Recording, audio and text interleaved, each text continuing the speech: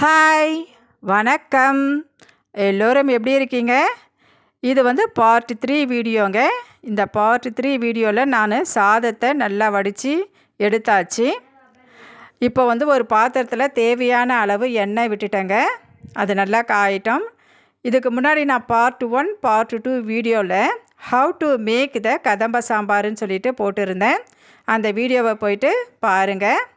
இது பார்ட் 3 வீடியோவில் நான் சாதத்துக்கு தேவையான சைடிஷும் அந்த கதம்ப சாம்பாரும் தாங்க இந்த பார்ட் 3 வீடியோவில் போட்டிருக்கேன்.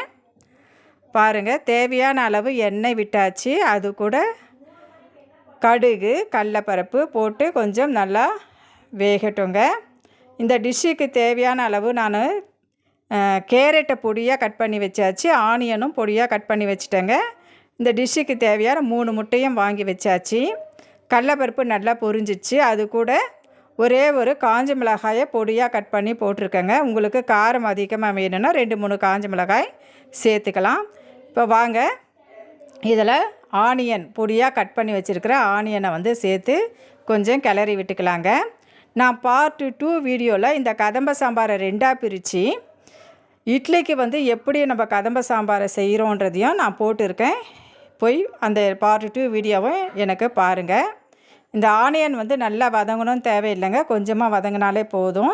இதில் நம்ம பொடியாக கட் பண்ணி வச்சுருக்கிற கேரட்டை சேர்த்துக்கலாம். சேர்த்துட்டு நல்லா கிளறி விட்டுக்கலாங்க.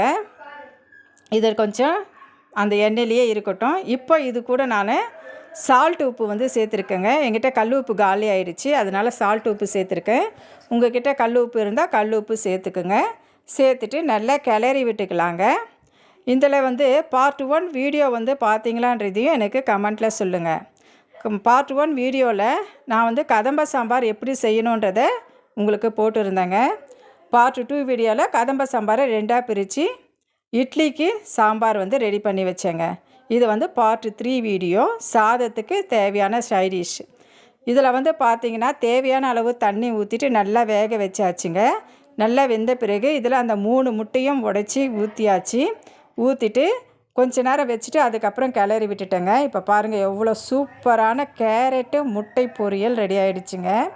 நம்ம செஞ்சுருக்கிற அந்த கதம்ப சாம்பாருக்கும் கேரட்டு, பீன்ஸு, உருளைக்கிழங்கு, கத்திரிக்காய் எல்லாம் போட்டு நான் கதம்ப சாம்பார் வச்சிருந்தேன் இல்லையா, அந்த கதம்ப சாம்பாருக்கும் ரைஸுக்கும் இந்த கேரட் முட்டை பொரியலுக்கும் அவ்வளோ சூப்பராக இருக்குங்க.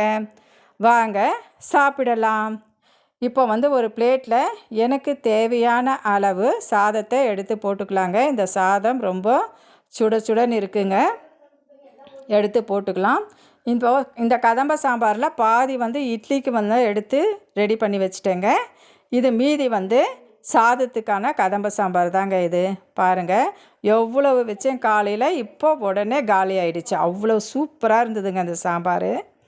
பாருங்கள், கொஞ்சம் எவ்வளோ கட்டியாக இருக்குது பாருங்கள். நம்ம எவ்வளவோ தண்ணி ஊற்றினாலும் கட்டியாக நம்மளுக்கு கிடைக்குங்க. தேவையான அளவு சாம்பார் ஊற்றியாச்சு. இப்போது கேரட்டு முட்டை பொரியல் நம்ம எடுத்து இதுக்கு வச்சுக்கலாம். இதனுடைய சைடிஷும் இந்த கதம்ப சாம்பாரும் அவ்வளோ சூப்பராக இருக்குங்க. இந்த லஞ்சு யாருக்கு பிடிக்குன்றதையும் எனக்கு கமெண்ட்டில் சொல்லுங்கள்.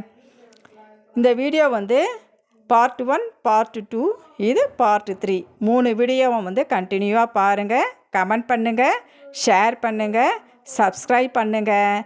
பாய்.